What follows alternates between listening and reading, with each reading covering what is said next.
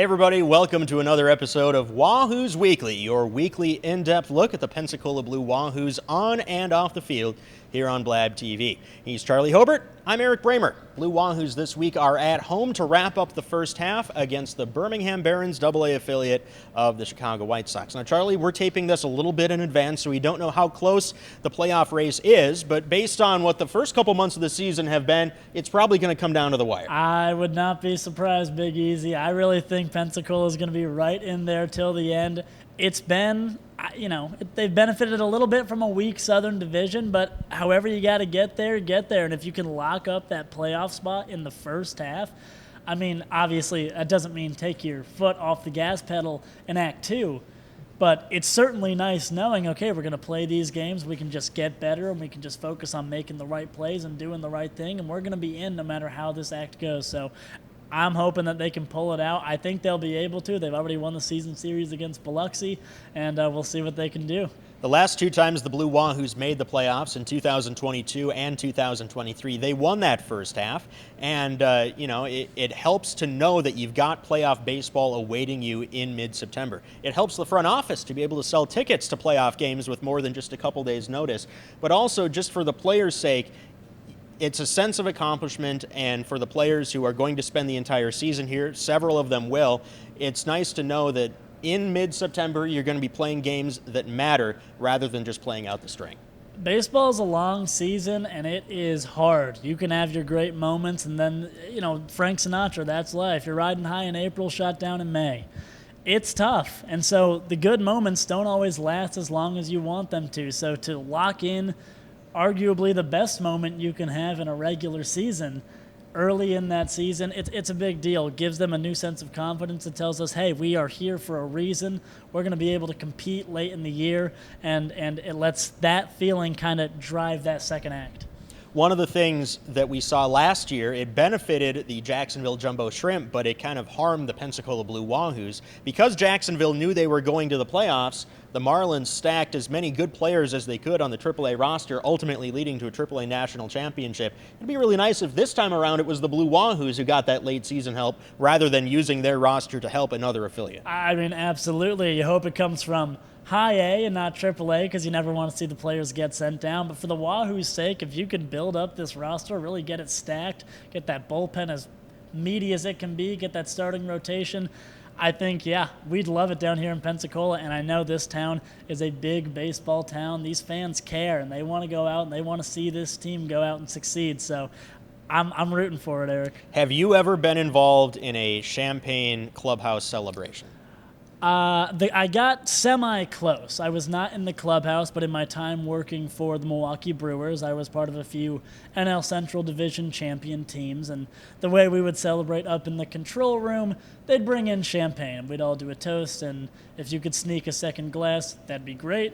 But if not, I've never had it thrown about me. There's a lot of equipment up there, Eric. Yeah, you don't want to spray the control panel. And you don't want to put up a bunch of cellophane or whatever it is and cover everything. That's a lot of work just to come back in a couple days. And so, well, there are some people who feel that, act like you've been there before. And I've been there before. It's not about me. But I will encourage you, if the Blue Wahoos do clinch a first half division title, get in the thick of it and just make sure you're not wearing nice shoes. Eric, I would love, I've always wanted to be a part of something like that. Anyone who works in sports wants to be a part of something like that. So if that's taking place, you can bet I'll be square in the middle of things. You know a thing or two about getting in the middle of celebrations, because in your role as the number 2 broadcaster, you get to do post-game interviews on the field after home wins. You've had a chance to do a few of them now. Which stick out in your mind as really memorable post-game interviews? Oh man, there've been some great ones. Well, one, I'm glad I'm not actually in the middle of things, because I've yet to get wet to this point in the season, and I would like to keep it that way for as long as I can. Every time now it's expected the players come up to me, they'll be like, I know they're going to dump some water on me. Just the other night I talked to Garrett Forrester. He came out with his leg guards on and went, I should probably take these off. It's going to get soaked, and I don't want my leg guards to get soaked. We've had some great interviews. Ian Lewis Jr., who you talked to a couple weeks ago, he was wonderful. When we wrapped up, he actually ran the bases with the kids which is always fun to see. He's very integrated into this community, so you love to see that from Ian Lewis Jr. Garrett Forrester the other night was a great interview. They're all so great to talk to. I'm going to try and see if I can coax a couple more words out of Carson Milbrandt the next time I talk to him, but I have no complaints. All right, now our upcoming guest here is a longtime Pensacola sports figure, the former sports director of WEAR, Dan Shugart. Now, Blue Wahoos have worked very closely with Dan Shugart during his career, to the point where actually a couple of years ago we made a Dan Shugart bobblehead. So I'm going to have Maddie Branning, our intern, come and deliver us the Dan Shugart bobblehead. And it's not so much a bobblehead as it is a bobble mustache. The mustache is the part that moves, although I believe it's been glued just for posterity. Yeah, it can move around a little bit. Yeah, you know. We're all going to see Dan Shugart here up close and in person before too long, but what do you think of this likeness of Dan Shugart? I mean, I would be lying if I said they didn't nail it. I don't know if you can see that there. And you'll see him in a few minutes, but it looks great. Anytime you can have a company or a team make a bobblehead of you, that's pretty special. I know, Eric, you have a bobblehead of your own. Well, yeah, that was made by a friend, but that's I think that bobblehead made me look more handsome. I'll say this complimentary of Dan Shugart. This is exactly as handsome as Dan Shugart looks. It's a really good look, and we enjoy having Dan Shugart around. Dan actually did some play-by-play for the Blue Wahoos back in the day. The first couple years, WEAR had a local package, and he got to be here doing what we get to do for some of the seminal moments in early Blue Wahoos history. How have you enjoyed being a broadcast voice of the Pensacola Blue Wahoos, your first year here, getting a chance to be part of some really special moments? It's the dream, Eric. I mean, honestly, I feel so lucky to be here, and I feel so lucky to have a job that allows me to do something that I love, that allows me to be around baseball, and to do it here where people care. And that really does mean something. The crowds, they're big. They love this team. When I first showed up here to Pensacola, Florida, and I was going to stores and I was saying, hey, I just moved here, they'd always say, oh, you know, what are you doing? I say, I work for the Wahoos, and they would light up. They would get so excited. So it's so cool to be a part of something that means so much, and then with Pensacola playing well, getting some incredible pitching performances from guys like Brandon White, Carson Milbrandt, some late inning heroics, Ryan Ignafo. It's been nothing short of a dream, and I'm just so happy to be here, and I'm so excited to continue to be here. One thing that we should mention, appropriate to this week's opponent, the Birmingham Barons, that we were all able to participate in together was the Rickwood game at Rickwood Field in Birmingham, the oldest professional ballpark in America. A police escort for the Blue Wahoos going from Regions Field to Rickwood Field. We had a couple buses full of fans coming up from Pensacola. Just a great reminder that this team can be involved in some really meaningful things, some memorable things, even when it's not here in Pensacola Blue Wahoo Stadium. It's so great of the league to put this together, and to get to be a member of that and to get to be a part of that is super special. No matter the score, these are one of those days where we're here to play baseball, and we're here to recognize the game for what it is and what's gotten it here, and really just soak in that history, that American history, human history, baseball history. So I consider myself very lucky to have gotten to be a part of it, to share it with you, Eric, and it's amazing. I did it up right from a sartorial sense. I dressed for the times, let's say, for the Rickwood game, doing it up, kind of a mixture between Atticus Finch and Matlock. What was your design inspiration for the outfit that you chose? What I had. Sure. I'm not exactly in a spot to break the budget going all out, but straw hats aren't that expensive. Yeah, but you don't underestimate my bank account, or don't overestimate, I should say. I had a flat cap at home. I just decided that would be a close enough to period thing to wear, so sure. I ripped that. I threw on the suit. I did it up as best I could. Okay. Did you change your voice at all to do something like an old-timey radio broadcaster? No. Okay. Did you? No. I didn't want to sound like Edward G. Robinson or Edward R. Murrow, for that matter. So we just did a game, and it was good to do a baseball radio game with no option to watch the game. If you wanted to follow that Rickwood game, you had to do it old style like on radio, and there's something very pure about that, isn't there? Absolutely. When we come back, we'll be talking with the Pensacola sports legend, Dan Shugart, about his career covering the Blue Wahoos and Pensacola sports. That's up next on Wahoos Weekly. At A1 Automotive, we do it all. All kinds of repairs for all kinds of vehicles. We do AC repairs, we do suspensions, we do pre-purchase inspections. We'll diagnose your problem and get it fixed. Free brake inspection. We can provide financing for any work we do. Veteran-owned, military, and first responders discounts. A1 Automotive, 403 Beverly Parkway, Pensacola. Gilmarine, your one-stop shop for all your boating needs. We offer a vast selection of parts, accessories, and electronics. Discover our range of used boats in every size, shape, and brand, all ready to get you on the water today. And we provide expert advice and top-notch customer service to ensure you have the best boating experience. We service all outboard, inboards, stern drives, jet drives, and personal watercraft. Our certified staff will get you back on the water. Visit Gilmarine at 3541 West Fairfield Drive, Pensacola. Empire Truck Sales, located at 2255 West Detroit Boulevard in Pensacola, is your Freightliner, Western Star, Detroit Diesel, and Cummins dealer for Northwest Florida. Open 7 days a week, Monday through Friday, 6 a.m. to 10 p.m., Saturdays and Sundays, 6 a.m. to 6 p.m., providing sales, service, and parts. Empire Truck Sales is also your Oasis dealer for Freightliner custom chassis RV and motorhome repairs. Running I-10 will get you in. Nestled in the heart of Pensacola, Dorothy's is a one-of-a-kind, community-driven cocktail bar by Oasis, Florida, created to sustain vital HIV and STI care across the Florida Panhandle. Inspired by the Wizard of Oz, rooted in inclusion, and dripping with character, Dorothy's is a welcoming space with award-winning Oz-inspired cocktails, food by Steel Pony Diner, and an unmatched atmosphere. Join us 7 days a week in downtown Pensacola, located directly across from Maritime Park and the Blue Wahoo Stadium. Hey everybody, welcome back to Wahoos Weekly. I'm Blue Wahoos broadcaster Eric Bramer, and it is my pleasure today to be joined by the Pensacola Sports Hall of Famer, Dan Shugart. Dan, welcome back to Blue Wahoo Stadium. I know you spent many a night here over the years. And every one of them has been a great night. Thank you. Sports anchor, sports director at WEAR here in town, but you've kind of made Pensacola your home, as it turned out. I did. I graduated from UCLA in 1979, moved here a year later, and to kind of start in radio, and it worked into TV. A lot of dominoes fell, very fortunately, and you know, what was originally a 5-year plan to start my career for a number of reasons, most of which is what a great town this is.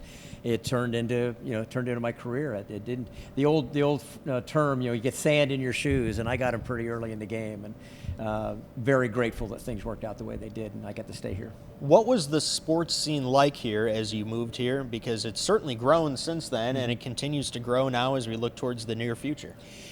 When I got 1980, 81, 82 is when I started in television. It was radically different. I mean, it was a high school sports-driven town. PJC then, their basketball. UWF didn't have basketball at that point, so I mean, it was pretty much high school centric, and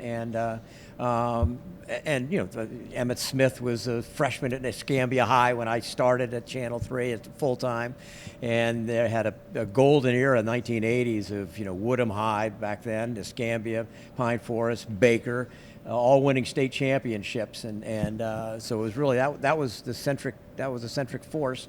And then we had a pro basketball team came in, the Tornadoes, in the late 80s, and I did their games on play-by-play for 5 years. They came in the 80s, early 90s, really didn't make it financially. Hockey team came in a few years later, and kind of built on, I think sort of built what could be possible. And then, of course, the Wahoos came in and built on this wonderful baseball tradition here. And so we've just seen it grow, and we've seen kind of the community rally around teams like the Wahoos who encompass and welcome the entire community. You mentioned all those different high schools here in the region, and a lot of them have produced Major League Baseball players, but it is not just limited to baseball. No. This area has turned out a lot of really good athletes, golfers as well. Yeah. What is it about this area, having covered it for so long, that makes it such a breeding ground for really high-quality athletes? It's a great question. I've had that conversation with Derek Brooks, with Justin Gatlin. Gatlin, it must be in the water. It must be something. The coaching at the high school level is really, really good in a number of different sports, and even coaching at the youth level. But I had a conversation with Derek Brooks at the Super Bowl after the Bucs beat the Raiders back in 2003. I guess it was in San Diego. We were out covering the game, and Derek and I went live after the game. We're standing in the end zone waiting for our satellite window to open up, and we're just chatting. And Derek came in after that. The Escambia teams won 2 state championships with Emmett Smith. The Woodham won 2, Pine Forest won 2 back-to-back in 87 and 88. And Derek came in right on the tail end of that till 90. And they didn't win a state championship at Washington, where he was, at Booker T. But I asked him, just while we're chatting, I said, did you feel like you had to live up to the standard that these other teams had set? And he said, no, we felt like we had to exceed it, which I thought was really a remarkable perspective for high schools, that we have to do better than they did, So the standard is set. And I always, no matter what it is, academically or whatever, I always think if, you give kids a standard to reach, they will strive to reach it, I think. And I think that's kind of what it is, where there's that standard there, and then you support it and coach it and whatever, and good things happen. A big part of the mythology, it's reality, but it's a myth that has built around the Blue Wahoos, the creation of this stadium, and what it has meant for the community. Mm-hmm. It's such a central part of the story we tell our fans. You were there, and you were covering, of course, from the perspective of a sports director, but you also had to cover the unfortunate, ugly business politics side of getting this ballpark built. What was that process like? And from your perspective, how has this helped to grow the community? The second part of that question is it's been remarkable. You see the development of downtown. When I moved here in 1980, part of the reason it was a 5-year plan for me at age 24, 25, was that there wasn't a lot for young kids. There were articles in the news journal, frequently about, how can we keep our kids home? They go off to college and don't come back. And there really wasn't that much, either socially or professionally, to keep them here if you're young. It was not a young person's town back in early 80s. What has happened, this ballpark and everything that's grown up around it, you've seen how vibrant downtown Pensacola has become, and then the ancillary benefits beyond that are just staggering. And I think they're underrated. I think we kind of once it's here and it's established, you kind of forget, what this did, what this seeded, and helped so many different aspects of life in Pensacola. The battle to get it done is a testament to the remarkable patience of Quentin Rishi Studer, the obstacles that were thrown in their way for this. Some most were well intended. I think they were really, really short-sighted and unfortunate. But the hoops that he had, and then had to jump through some more just to make it happen. And people were used to things kind of not working maybe, and so I think they were understandably, but I think misguidedly skeptical of how good it could be. And so it was a several-year battle to get it going, and now we're paying the look where we're sitting. Yeah. How nice is this? Turned out pretty nice. This was an empty lot with a bunch of rocks in it. Yeah.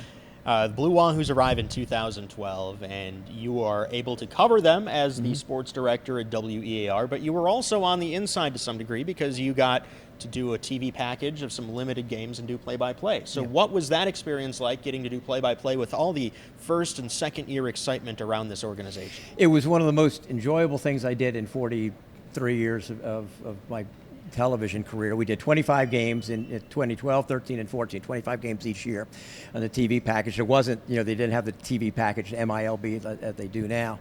And so we did that in it, separately from what they were doing on radio when Tommy Thrall was calling the games on radio. I thoroughly enjoyed it. It's what I really loved doing. So that was just personal and selfish, but it was really exciting. I mean, opening night, Blue Angels flying in straight from center field, and the crowd was, 5,082, I think, or is the official capacity? 5,038. 38, yeah, whatever. Well, there are more than that here, by far. But it was. Don't 5, tell the fire code. We didn't. We locked them out. But no, it was. The excitement was phenomenal, especially on the weekend games, but really almost all the time. people aren't in their seats; they're on the concourse. It was just a mass of people, and just this incredible amount of excitement because the story had been well told, not by me necessarily, but just had been told by so many people of it. You come in here and it's, you had Didi Gregorius at shortstop, Ryan Lamar went to the major leagues in center field, and Miguel Rojas was our interpreter. He was a backup infielder on that team, and he's still in the major leagues. And so you had these players who you say, well, that guy's going to the major leagues. You're going to see him in 2 years in Cincinnati. It was back in those days, and so there was all that excitement of you're seeing guys who you're going to see in the major leagues, and then the excitement of the a beautiful ballpark and great baseball, and it was really just an incredible amount of fun. The years go on. A lot of teams sell out their first ever game in team history, but the Blue Wahoos were able to sustain that success now well into their second decade. Right.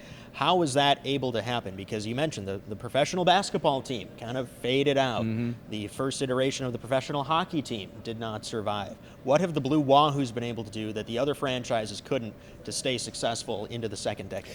I think they've done, I think it too. I mean, the basketball team struggled from day one. It's ownership. If you market it and you and don't rest on your laurels, the novelty of having the team in town wears off pretty quickly. And you can't count on that in year 3, perhaps. So you have this team that's extremely well marketed, and they just from talking to Quint over the years, they never rest on things. They're constantly trying to keep it fresh and first class. You treat people well when they come, so they enjoy it. And so when you do that, and you have a couple of franchises in town now that do that, and when you do that, you maybe reap the benefits again. And so, how many years are we? 13 years downstream or whatever. It's still every bit as much fun as it was in year 1. We both know that the industry of covering sports on television has changed. Mm-hmm. It's changed since I arrived here in 2022 because mm-hmm. you're retired now, and frankly, there's a vacuum in sports coverage here in the local market. But as a sports consumer now, you're retired. How do you get your sports information, and how has that changed since you were perhaps in the thick of it on a daily basis? It's kind of funny. I didn't expect to. When I retired, I didn't really expect to kind of pull away from sports to that degree. I thought, I'm still going to have my hand in something, and I really did kind of pull away from it and kind of decompress a little bit, and got involved with doing a lot of traveling and doing some other things, with my wife and our family and doing those types of things. So I kind of got away from it, and then getting back in, I'll call you, or I'll call Bill Valona, or I'll call, friends of mine who are in it, and just to kind of get the inside scoop that, the same conversations I used to have, 20 years ago with people to find out what's going on, but consuming it and whatever. I'm coming to the ball game tonight, and it's relaxed. I don't have to be anywhere, so now I can go. So I'm a fan now. Well, you made some mentions to what you're doing in retirement. Aside from the ample Mai Tai consumption, which I know we're getting into that season now. It is. What have you filled your time with? I know you've been doing some traveling. You'll fill in for me on ice flyers from time to time. How is Dan Shugart enjoying his retirement? I'm still, kind of figuring it out. Mostly it's traveling. My wife Beth and I went up to Chicago a couple of weeks ago and saw a game at Wrigley Field for the first time ever, and loved our first trip really to Chicago. I'd been there one day way back when. She had never been, so we had a ball. We're going to go to Rome later in the year.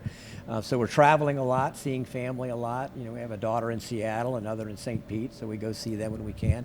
So a lot of it is traveling. I'm trying to keep the garden from dying. I sort of dabbling in growing things out in the yard, which when I'm just kind of trucking around the house, I do that. I've discovered that the difference between a perennial and an annual. An annual is a perennial that I plant, and a perennial is a bar down the street. There's always exactly. So just kind of relaxing a little bit, and I'm starting to get involved in a few other things. Just something pops up. Oh, that interests me, so I'll go off and do that for a while. I know you give a lot of advice when asked to younger people who are trying to get in the. Well, yeah, but I mean that's a challenge as well. Now that you're retired, you probably can flip on the TV and say, "I'd be doing this differently. I'd be doing that differently." What kind of advice do you give to young journalists, multimedia journalists, in terms of starting their career in a time of great change in the industry? I'm not sure I'm really qualified to give them a very definitive answer because the business has it even changed my last couple of years, and the way we've been able to do things, the amount of time we had, and whatever. So I'm not sure. I do think that a couple of universal truths there are make yourself indispensable in some way. I mean, find what that niche is, whether maybe you have to create your own, whether it's a podcast or your own source, whatever, but make yourself really valuable. I learned that 50 years ago from my dad is, when they ask you a question, what do you offer? Have an answer, and have an answer either they didn't hear before or they didn't hear as well as you can give it. So, find something that when I was interviewing people, what do you bring to the table? What do you have to offer me? Don't tell, and besides the fact, I went to the University of Florida, Florida State or Troy or whatever, as a broadcasting student. No, what did you learn? What do you have to offer? So, find your interest, but also find what you have to offer. I think that's probably a pretty vague answer, but that's the best I've got. Well, working in sports, we both know, is a lot of fun, but you got to love it to do it. How did you keep that spark for the entirety of your Hall of Fame career? Because you were still putting out good work as you near the end of your Hall of Fame broadcasting career. I had, I had an opportunity to go through some questions I had answered in a questionnaire for something years ago. And I came across it in the last year or so, and it was essentially what are you most proud of, kind of in what you. And I said, and I'd written down, I made a promise to myself, when I started in 1982, two promises, two vows. One was never take for granted this great good fortune I've been given to be able to do what I want to do for a living, and I think I pretty much held on to that. And the other is, don't ruin your father's good name. And so, that was, and I kind of looked back and said, did you do that? And I said, well, I probably failed along the way at points, but I think overall I did. So, yeah, that was kind of it. I didn't want to embarrass my dad's good name. Final question, how often have you sit in the rocking chair that we gave you as a retirement gift a couple years ago? That's the Mai Tai chair on the pool deck, yeah. So a lot more now that it's warming up. Yeah, there you go. Well, he's Dan Shugart. He's a Pensacola Sports Hall of Famer for a reason. Thanks for joining us today. Appreciate it, Eric. Thanks. For my broadcast partner, Charlie Hobart, and our entire production crew with Blab TV, this is Eric Bramer. Thanks for watching Wahoos Weekly.